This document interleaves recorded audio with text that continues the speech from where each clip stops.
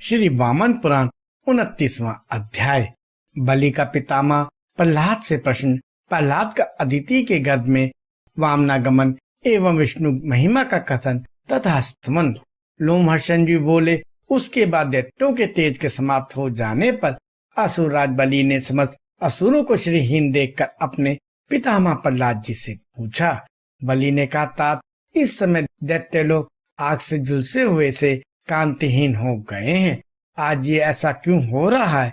प्रतीत होता है कि मानो इन्हें ब्राह्मण का अभिशाप लग गया है।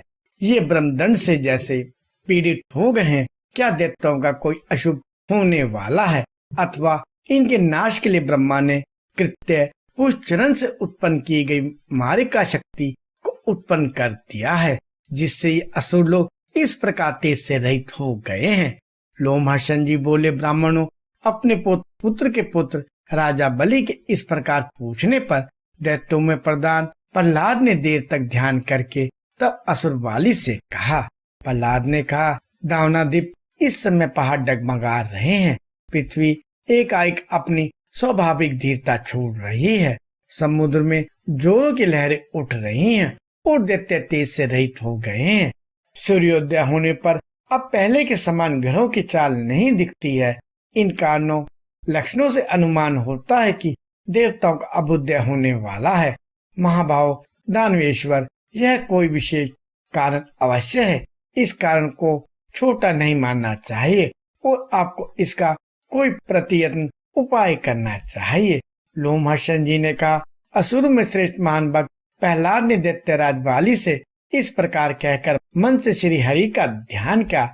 असुर प्रहलाद ने अपने मन को भगवान के ध्यान पथ में लगाकर चिंतन किया, जैसा कि भगवान का स्वरूप है। उन्होंने उस समय चिंतन करते समय अदिति की कोख में वामन के रूप में भगवान को देखा। उनके भीतर वसुओं, रुद्रों, दोनों अश्विनी कुमारों, मरुतों, साध्यों, विश्वदेवों, आदित्यों, गंधर्वों, नागों, राक्षसों तथा अपने पुत्र विरोचन एवं असुर नायक बलि, जम, कुजम, नरक, बाण तथा इस प्रकार के दूसरे बहुत से असुरों एवं अपने को और पृथ्वी, आकाश, वायु, जल, अग्नि, समुद्र, पर्वतों, नदियों, द्वीपों, सर्वों, पशुओं, भू संपत्तियों, पक्षियों, संपूर्ण मनुष्यों, सरकने वाले जीवों, समस्त लोगों के सृष्टा ब्रह्मा, शिव, ग्रहों, नक्षत्रों, ताराओं तथा दक्ष आदि प्रजापति को भी देखा। प्रहलाद इन्हें देखकर आश्चर्य में पड़ गए, किंतु क्षण मात्र में ही पुनः पूर्ववत प्रकृति स्थित हो गए और विरोचन पुत्र दैत्य के राजा बलि से बोले, दैत्यों, मैंने तुम लोगों की कांतिहीनता के वास्तविक सब कारण को अच्छी तरह से समझ लिया है। अब उसे तुम लोग भली भांति सुनो। देवों के देव जगधोनी, विश्व को उत्पन्न करने वाले, किंतु स्वयं अयोनि, विश्व के प्रारंभ में विद्यमान पर स्वयं अनादि, फिर भी विश्व के आदि वर देने वाले वर्णीय हरि, सर्वश्रेष्ठों में भी परम श्रेष्ठ, बड़े बड़े सज्जनों की गति, मानव के भी प्रमाण भूत प्रभु, सातों लोकों के गुरुओं के भी गुरु एवं चिंतन में न आने योग्य विश्व के स्वामी, मर्यादा धर्म हेतु की स्थापना करने के लिए अदिति के गर्भ में आ गए हैं। प्रभुओं के प्रभु, श्रेष्ठों में श्रेष्ठ, आदि मध्य से रहित अनंत भगवान तीनों लोकों को स्नात करने के लिए अदिति के पुत्र के रूप में अंशावतार स्वरूप से अवतीर्ण हुए हैं। दैत्यपते, जिन वासुदेव भगवान के वास्तविक स्वरूप को रुद्र, ब्रह्मा, इंद्र, सूर्य, चंद्र एवं मारीच आदि श्रेष्ठ पुरुष भी नहीं जानते, वे ही वासुदेव भगवान अपनी एक कला से अवतीर्ण हुए हैं। वेद के जानने वाले जिन्हें अक्षर कहते हैं तथा ब्रह्म ज्ञान के होने से जिनके पाप नष्ट हो गए हैं, ऐसे निष्पाप शुद्ध प्राणी जिनमें प्रवेश पाते हैं और जिनके भीतर प्रविष्ट हुए लोग पुनः जन्म नहीं लेते, ऐसे उन वासुदेव भगवान को मैं प्रणाम करता हूँ। समुद्र की लहरों के समान जिनसे समस्त जीव निरंतर उत्पन्न होते ही रहते हैं तथा प्रलय काल में जिनके भीतर विलीन हो जाते हैं, उन अचिंतन वासुदेव को मैं प्रणाम करता हूँ। ब्रह्मा आदि जिन परम पुरुष के रूप, बल, प्रभाव और प्रताप को नहीं जान पाते, उन वासुदेव को मैं नित्य प्रणाम करता हूँ। जिन परमेश्वर ने रूप देखने के लिए आंखों को सर्व ज्ञान के लिए त्वचा को, खट्टे मीठे स्वाद लेने के लिए जीभ को और सुगंध दुर्गंध सूंघने के लिए नाक को नित्य किया है, पर स्वयं उनके नाक, आंख और कान आदि नहीं है, जो वस्तुतः स्वयं प्रकाश स्वरूप हैं। वे सर्वेश्वर युक्ति के द्वारा कुछ कुछ जाने जा सकते हैं।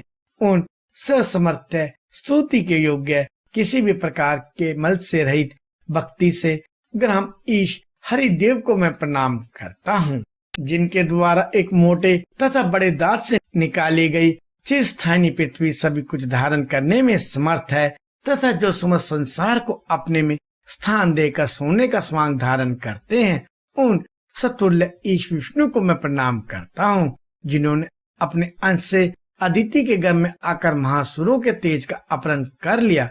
उन समस्त संसार रूपी वृक्ष के लिए कुठार रूप धारण करने वाले अनंत देवाधीश्वर को मैं प्रणाम करता हूँ।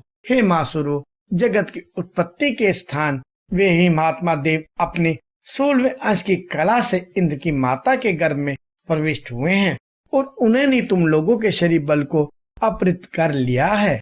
बलि ने कहा, तात, जिनसे हम सबको डर है वे हरि कौन है? हमारे पास वासुदेव से अधिक शक्तिशाली सैकड़ों देते हैं, जैसे विपरीचित, शिबी, शंकु, अशंख, हैशिरा, अक्षिरा, विघटन करने वाला, भयंकार, महाहनु, प्रतापी, पघर्ष, शंभु, कुकुराक्ष एवं दुर्जय, ये तथा अन्य भी ऐसे अनेक देवता एवं दानव हैं।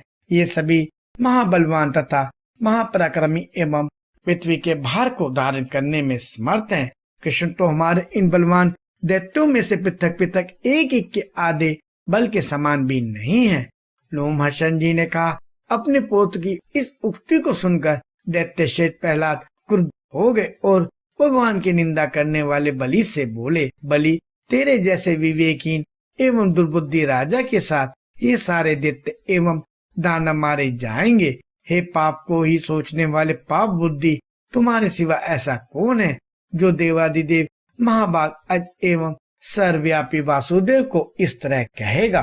तुमने जिन जिन का नाम लिया है वे सभी दैत्य एवं दानव तथा ब्रह्मा के साथ सभी देवता एवं चराचर की समस्त विभूतियां, तुम और मैं, पर्वत तथा वृक्ष, नदी और वन से युक्त सारा जगत तथा पृथ्वी एवं द्वीपों से युक्त संपूर्ण लोक तथा चर और अचर, जिन सर्वबंध श्रेष्ठ सर्वव्यापी परमात्मा के एक अंश की अंश कला से उत्पन्न हुए हैं, उनके विषय में विनाश की ओर चलने वाले विवेकहीन मूर्ख, इंद्रियों के गुलाम, विरुद्धों के आदेश का उल्लंघन करने वाले, तुम्हारी अपेक्षा कौन ऐसा कृत्य नाम से कह सकेगा? मैं ही सचमुच शोचनीय हूँ, जिसके घर में तुम्हारे अधम पिता उत्पन्न हुआ, जिसका तुम्हारे जैसा देव विष्णु का तिरस्कार करने वाला पुत्र है, जो अनेक संसार के समूह के प्रवाह का विनाश करने वाले हैं। ऐसे कृष्ण भक्ति के लिए तुम्हें क्या मेरा भी ध्यान नहीं रहा?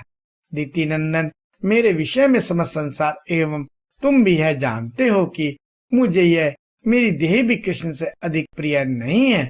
फिर यह समझते हुए भी कि भगवान कृष्ण मुझे प्राणों से भी अधिक प्रिय हैं, फिर भी तुम मेरी मर्यादा पर ध्यान न देकर ठेस पहुंचाते हुए उनकी निंदा कर रहे हो। बलि, तुम्हारा गुरु पिता विरोचन है, उसका गुरु पिता मैं हूँ, तथा मेरे भी गुरु संपूर्ण जगत के स्वामी भगवान नारायण श्री हरि हैं, जिस कारण तुम अपने गुरु पिता विरोचन के गुरु पिता मैं प्रहलाद के भी गुरु विष्णु की निंदा कर रहे हो। इस कारण तुम यही ऐश्वर्य से भ्रष्ट हो जाओगे।